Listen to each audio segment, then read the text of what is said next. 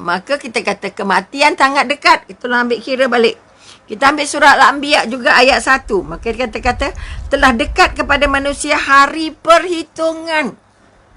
Hari perhitungan artinya apa? Hari kematian. Perhitungan amal mereka sedangkan mereka dalam kelalaian dan berpaling. Ini yang kita takut. Allah dah kata coronavirus banyak yang mati. Tapi siapa yang bersedia untuk mati?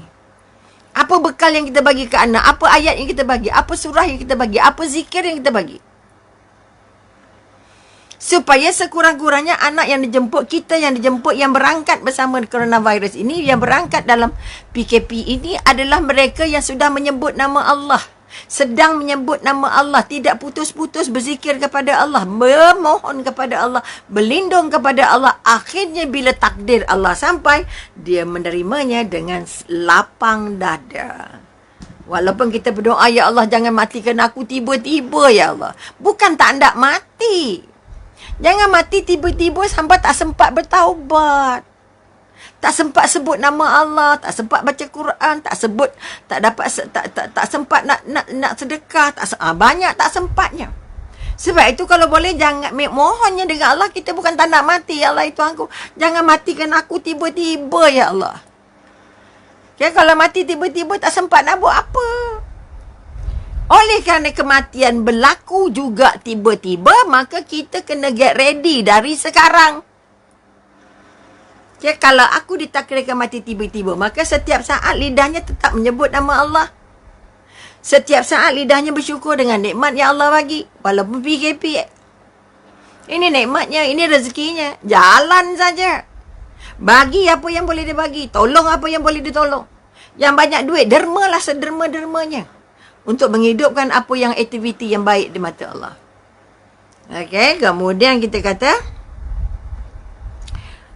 sebab itu kita katakan, kalau kita melihat sejarah, Allah sudah paparkan kepada kita sebanyak umat yang sudah dihilangkan, yang sudah dijemput, yang sudah ditiadakan. Untuk bagi tahu kita bahawa giliran kamu akan datang. Okay, Nabi Muhammad sudah berangkat. Umatnya masih ada. Maka umatnya juga akan berangkat. Okay. Sebab itu kita kata, kita tahu dah Allah hancurkan banyak umat.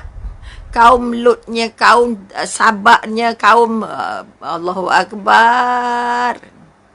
Berbagai-bagai kaum yang sudah dihancurkan oleh Allah. Berbagai kota yang sudah diruntuhkan oleh Allah sebagai bukti bahawa kaum ini dulu ada, sekarang tak ada. Okey, sebab itu kita kata kita nak bangun balik kekuatan. Okey, kita diberi tahu oleh Allah banyak umat-umat ataupun kaum-kaum yang sudah dibinasakan. Umat Nabi, macam-macam Nabi yang kita sudah lalui. Bermakna umat Nabi Muhammad sallallahu alaihi wasallam juga akan jumpa yang namanya penghapusan. Yang namanya jumpa Allah. Maka sebab itu kita kata kalau kita baca saum kaum Sabak, misalnya kaum Nabi apa kita kata Nabi Syuaib, banyak Nabi Lut dan sebagainya. Okey. Maka kita kata ada yang kaumnya yang zalim, ada yang kaumnya yang baik. Dua-dua habis. Allah simpan. Maka kita katakan, kita melihat surah Maryam ayat 98. Okey. Apakah kamu melihat? Okey. Pernahkah kamu melihat orang-orang dari seorang dari mereka ataupun anda mendengar suara-suara mereka? Kaum-kaum tadi tu, kaum Nabi Lut, dengar tak suaranya lagi? Nampak tak rupanya lagi? Tak nampak. Allah tanya tu. Kita hanya tahu cerita. Andalusia tinggal cerita. Okey. Tariq bin Ziyad yang hebat juga sudah tinggal cerita. Semua kaum, okey, yang hebat-hebat sudah tinggal hanya cerita. Maka kita nak tinggalkan cerita apa pada anak-anak kita? Kita nak tinggalkan kisah apa tentang kita pada anak-anak kita supaya anak-anak kita boleh sebut nama kita walaupun kita sudah berangkat.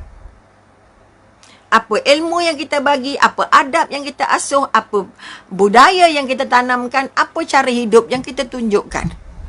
Okay? Bukan cerita nak belajar resipi masak je dah. Yang paling penting ialah bagaimana kita melihat hidup ini, pandangan kita terhadap hidup ini. Kalau pandangan kita hidup ini hanyalah untuk gembira-gembira, hidup ini sebagai sebahagian daripada hadiah, bukan tanggungjawab, bukan yang akan nanti dipersoalkan, maka kehidupan kita akan jadi sangat lara. Anak hari ini sudah melihat dunia lebih besar dari melihat akhirat. Sebab itu agama tidak jadi sendi. Bila agama tidak jadi sendi, kematian tak masuk dalam kepala. Sebab itu ada kita yang dah nak mati pun masih sibuk pasal dunia. Masih sibuk pasal kuasa. Masih sibuk pasal nak dapat kuasa, nak dapat kedudukan, nak dapat tempat, nak buat macam-macam. Sedangkan umur yang Allah sediakan sudah sepatutnya sudah berangkat dah. Tapi Allah bagi ruang dan kesempatan untuk bertaubat, tak nak buat dosa baru. Tapi ada yang dah tua-tua tapi masih belum diberi hidayah oleh Allah untuk merasa bahawa inilah masa untuk aku bersedia untuk berjumpa Allah. Bukan bersedia untuk gaduh lagi. Bukan sedia untuk hina orang lagi. Bukan bersedia untuk nak kutuk orang lagi. Bukan bersedia nak tunjuk kegagahan lagi. Kerana kamu sudah melalui zaman kegagahan kamu. Bagilah orang lain pula. Contoh. Ini yang sedang anak muda saksikan. Orang tua tak ingat mati, macam mana orang muda nak ingat? Orang tua tak bersedia untuk mati, mana mungkin orang muda dapat belajar? Oleh itu sekali lagi, ketakutan dan kematian. Dua benda yang harus menjadi satu motivasi paling besar untuk kita. Pertama, kita takut coronavirus. Kedua, kita takut mati tak sempat menyebut nama Allah. Kita takut mati dalam keadaan buat dosa. Kita takut mati kita melawan Allah. Kita buat dosa tak sempat buat pahala. Kita buat dosa, kita akhirnya dijemput Allah dalam keadaan tidak bersih. Dalam keadaan tidak sempat bertaubat. Dalam keadaan tidak sempat bersedekah. Dalam keadaan tak sempat sebut nama Allah. Okay? Ini kekuatan yang paling penting yang kita nak angkat. Terima sahaja coronavirus sebagai seadanya. Tapi jangan takut sangat kerana Allah yang tentukan. Allah yang jaga siapa nak kena, siapa tak kena. Tapi pastilah kamu harus takut kerana kematian sangat dekat. Allah dah bagi hadiah, kamu kena mati. Makanya bermakna bersedia untuk menerimanya dan bersedia juga untuk menerima hasilnya. Okay? Kalau hasilnya kematian, kita tak boleh nak elak dah. Okay? You bungkus ke, you buat perak ke, mas ke tak mas ke, mati. Di rumah saja mati. Umi yang tak keluar je boleh jadi mati. Maka sekali lagi, apakah kamu melihat orang-orang yang sebelum ini? Adakah kamu lihat datuk nenek kamu lagi? Umi datuk nenek tak ada, mak ayah dah tak ada. Tak boleh. Maka dengan hilangnya mereka harus menggambarkan pada kita. Dan mereka dulu tak ada pun coronavirus, mati dah. Kerana mati itu sebahagian daripada rezeki yang Allah sediakan. Kita minta Allah bagi rezeki kematian itu sebagai rezeki yang paling baik untuk kita rasa lebih dekat dengan Allah. Mati itu rezeki. Jangan kata mati itu takdir. Jangan hanya takdir dah. Memang takdir. Tapi kalau dia menerima dia sebagai rezeki, maka berlatihlah diri. Aku bersedia tak agak-agaknya. Kalau Allah bagi rezeki kematian, aku dah ready ke tak? Macam mana aku ready nak hadap coronavirus? Macam mana aku ready nak hadap PKP? Apa lagi tajuk?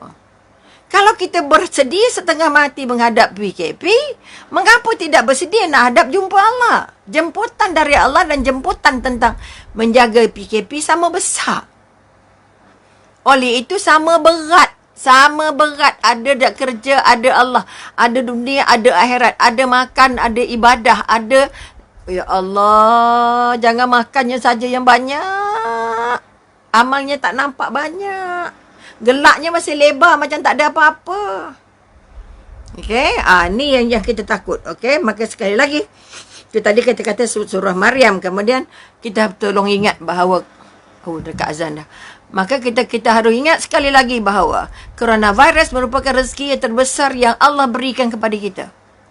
Rezeki, maka syukur. Okay, syukur maknanya Allah tambah. Nak tambah apa? Tambah baik.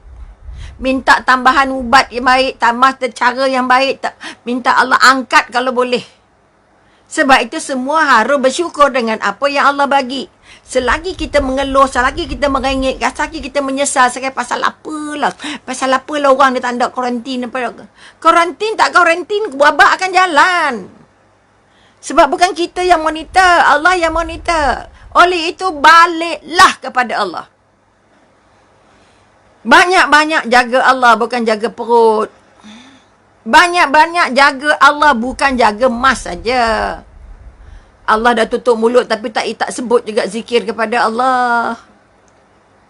Allah suruh tutup muka, tutup mulut supaya tetap tak bercakap benda buruk lagi. Tapi cakap juga yang buruk. Mudah-mudahan kita diberi kesempatan oleh Allah untuk pertama bertaubat, banyak-banyak bertaubat, banyak-banyak minta ampun dengan Allah, banyak-banyak minta ampun dengan manusia, dan banyak-banyak bersedia. Kalau andai kata aku dijemput di masa KPP ini, ya Allah, jadikan aku berada dalam keadaan menyebut namamu, insya-Allah. Jadi sekali lagi, mari kita sama-sama berdoa ke hadrat ilahi, ya Allah, Tuhanku, angkatlah ya Allah, angkatlah wabak ini, angkatlah ujian ini supaya kami benar-benar lulus ujian dalam keadaan beriman, kami melaluinya dalam keadaan dekat denganmu dan dalam keadaan paling bersyukur atas semua pertolongan yang engkau anugerahkan dan semua rezeki yang engkau limpahkan.